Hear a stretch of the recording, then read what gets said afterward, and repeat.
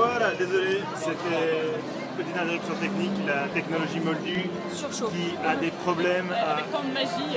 Voilà, il y a trop de magie, il y a trop de sortilèges partout. Enfin, vous voyez, il y a un sortilège de neige éternelle sur le plateau. Voilà, pardon.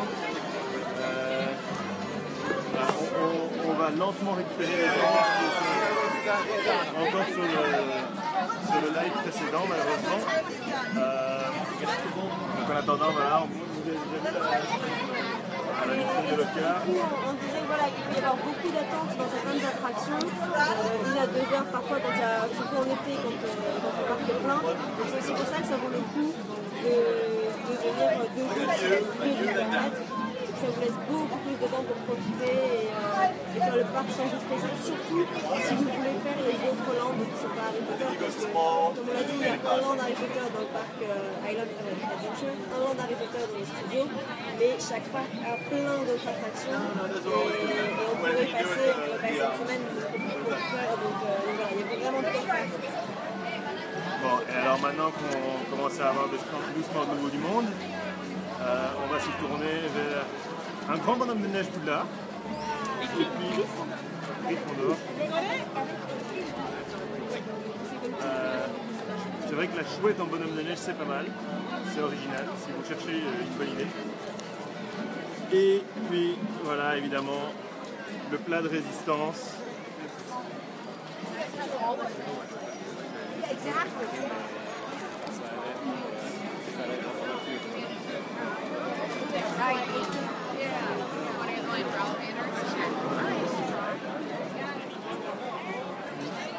Alors c'est difficile de... on voit le vol de l'hippogriffe, qui est une autre petite attraction. Plus pour les enfants. Voilà, une montagne russe, mais contrairement aux enfants et contrairement au Dragon Challenge, elle n'a pas de looping ou de vrip. C'est niveau train de la mine. Niveau train de la mine. Même moins vite. Hein. Pour évaluer, pour ceux qui connaissent. On cherchait les badges tout à l'heure. Peut-être la scène explique les spectacles. Ah oui. Donc ici il y a une scène en fait qui est donc à l'entrée de Poudlard où il y a 2 spectacles qui se produisent, non 3 spectacles qui se produisent pardon. C'est les spectacles des trois écoles du tournoi des 3 sorciers. Donc on a les jeunes filles de Beaubaton qui viennent danser, on a les hommes de Danstragne qui viennent aussi faire leur démonstration de force et on a le chœur de Poudlard qui vient chanter. Voilà, vous voyez par là c'est vert Poudlard, là c'est vert Préolard, par là c'est, vous le voyez juste derrière, c'est vert Jurassic Park.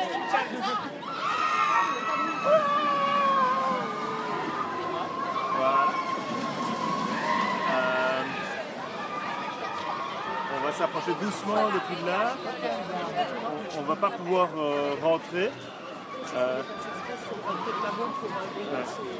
Alors, donc, il est aussi possible quand vous achetez les tickets pour venir dans le parc d'acheter des passes express qui sont des coups de fil qui permettent de raccourcir l'attente dans certaines attractions.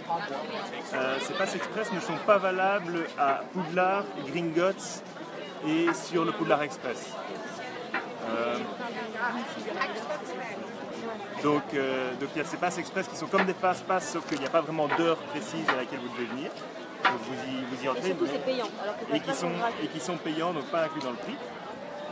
Mais il y a l'autre option qui est pour Poudlard et Gringotts, qui s'appelle les lignes Single Rider. Et donc ça c'est sur la plupart des grosses attractions, et qui donc vous permettent de faire la file tout seul. Et donc à la fin, s'il y a un groupe de 3 par exemple qui embarque, eh ben, ils ont besoin d'un 4e pour remplir le kart. Et donc ils vous font monter. Il y a la même chose à Disney pour Nemo. Et donc voilà. Par contre, la petite différence aussi, c'est que des fois vous voyez pas toutes les décorations qu'il y a dans les fils. si vous passez en single rider.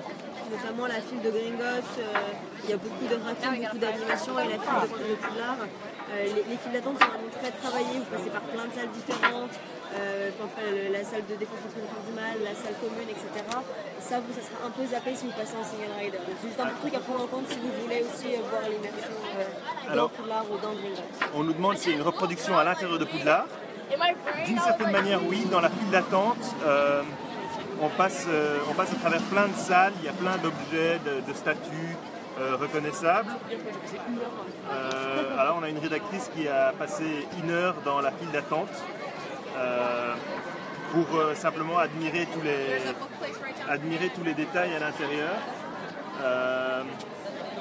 On passe par le bureau de Dumbledore, on passe par les tableaux, la serre de...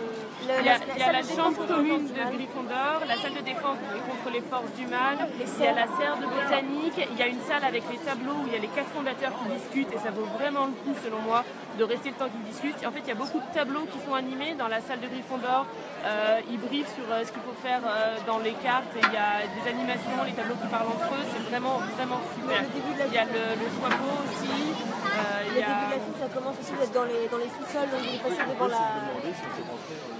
Mais je crois que je sais qu'on perd le wifi fort à l'intérieur. En fait, quand vous commencez la film, vous êtes comme dans les sous-sols, donc vous passez devant la porte de cuisine, devant le cachot de Rogue. Voilà, et on entend Rogue parler. Oui. Râler. Donc voilà, donc il y a vraiment plein de détails. C'est pas réellement une reproduction à l'intérieur de Poudlard, mais c'est quand même assez incroyable. Et pour ceux qui sont allés au Studio Tour, toutes les salles sont plus grandes que celles du Studio Tour. Ce qui est assez étrange, mais c'est frappant. La salle sur demande est-elle présente? Non. Il n'y a pas la salle sur demande. Il y a le bureau de Dumbledore. Il y a le bureau de Dumbledore, comme on a dit, on a cité plein. Et quand vous faites l'attraction, vous passez aussi par la chambre des secrets, par la forêt interdite, par le terrain Quidditch, par la tour d'astronomie. Donc vous passez vraiment par plein de lieux de Poudlard, et c'est par le pont vers nulle part. Et voilà, donc il y a vraiment plein de choses. Est-ce qu'on est obligé de parler en anglais là-bas? Oui. En espagnol, à la rigueur. Ou en espagnol. Mais on est aux États-Unis et du coup, ça parle quand même fort. Fort pas les autres dans l'exentrée. Il manque forcément des choses en fait si vous parlez anglais, n'est-ce pas? Parce que tous les enregistrements, voilà, les voix qu'on peut entendre par exemple, c'est que en anglais forcément. Donc vous manquerez forcément des choses si vous parlez pas anglais. Après, si vous baragouinez, si vous débrouillez, vous arriverez toujours à vous faire comprendre. Il ne faut pas que ce soit ça qui vous bloque non plus. Et voilà.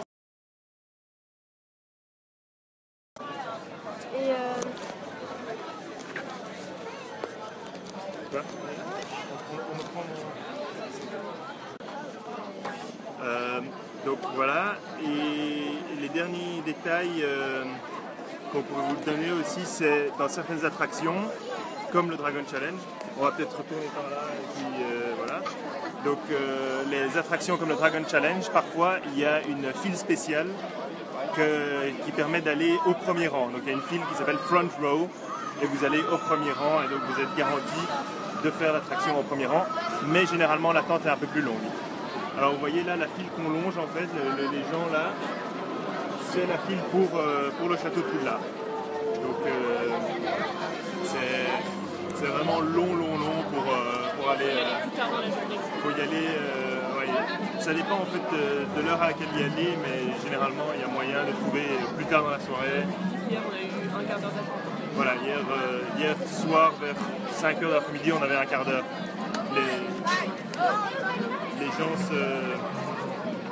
Les gens se précipitent vraiment au début de la journée dans la zone Harry Potter parce que voilà.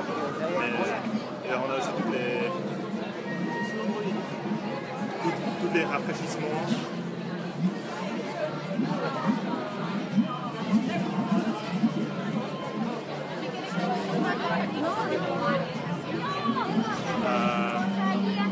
Donc voilà. Et donc moi je vais vous ramener vers une dernière animation que j'aime beaucoup. On va voir si la poste, on regarde si la poste est accessible. Il y a encore il y a la poste ici, donc avec de nombreux colis, etc. Tu leur montres les baguettes. Voilà, on a toutes les baguettes qui sont vendues à la poste aussi pour un peu décharger. Alors pour une première fois, Londres est à faire, USD se vend. Ici on est à Orlando, hein, on n'est pas à Londres, on le rappelle, mais Londres... Londres est à faire, oui évidemment, le studio tour et ici c'est vraiment très très différent. Ici c'est vraiment immersion, et les décors sont incroyables, etc. Mais à Londres c'est vraiment les décors du film. Ici on est dans une reconstitution. À Londres vous ne pouvez pas rentrer dans les magasins comme on fait juste là maintenant, voilà. On rentre chez Bangs. Donc c'est un musée. Là, on a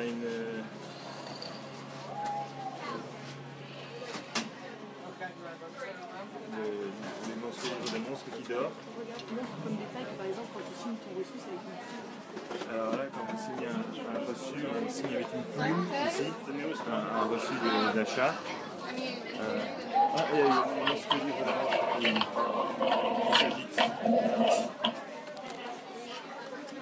Voilà. Enfin voilà, vous avez vu les étages, il y a plein d'accessoires. C'est assez sympathique. En sachant aussi que si vous achetez des cartes postales ici et que vous les envoyez, elles seront tamponnées poste de Préolard. Donc vous aurez un cachet poste de Préolard qui dira que vous avez envoyé depuis ici, ce qui est assez impressionnant, assez sympathique aussi pour les amis. Voilà. Et on va finir sans doute sur cette maquette de couleur.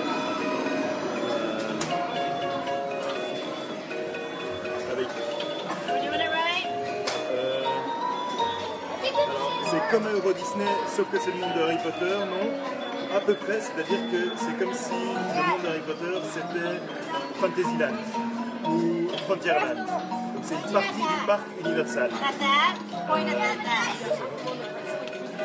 Voilà, et c'est plus des décors, des magasins. Il n'y a pas autant de... Enfin, il y a des attractions, mais sur la partie Harry Potter, il y a vraiment 3 attractions à Préolard et une attraction sur le chemin de traverse, en plus de petites animations. Voilà. Donc il y a vraiment 5 attractions en tout, parce que le Poudlard Express aussi vous pouvez le prendre pour aller de Préolard à King's Cross. Et dans chaque sens, c'est des histoires différentes qui sont racontées dans le train. Mais il faut aussi avoir l'accès aux 2 parcs pour ça. Ouais, mais et donc voilà. Et donc vous voyez ici, c'est vraiment c'est les gens qui activent en fait la boîte à musique avec leur sortilège. Voilà. Et donc on va sans doute vous quitter là-dessus.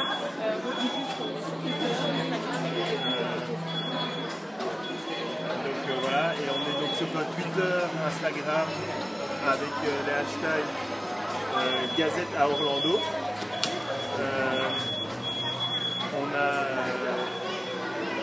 Il y a le Twitter, c'est donc Gazette Sorcier. Et donc on répond à vos questions en direct sur le Twitter. Et sur Instagram, on poste des photos. Et l'Instagram, c'est Gazette _ sorcier. Pour accéder, pour voir toutes nos images et nous poser vos questions si vous en avez encore. Voilà, merci à vous d'avoir été en direct avec nous et on vous dit dans quelques semaines quand on revient. Nous on va faire un tour en Poudlard Express. Bonne soirée, fin d'après-midi à vous.